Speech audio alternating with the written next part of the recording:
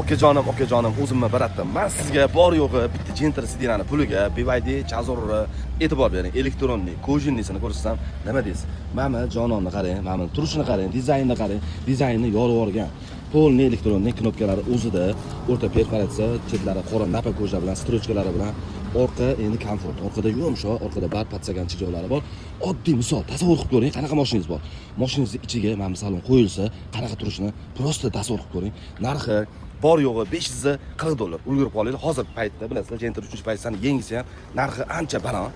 O'shani hisobiga $540 ga ulgurib qolinglar. Pastonaga qoldiramiz. O'zingizlarning eski senelarga zamin qilsanglar, zaminga ancha arzon tushadi. Buni bemalol loy tegadimi, turpo tegadimi, bemalol artib yuraverasizlar. Hamma joyi koja.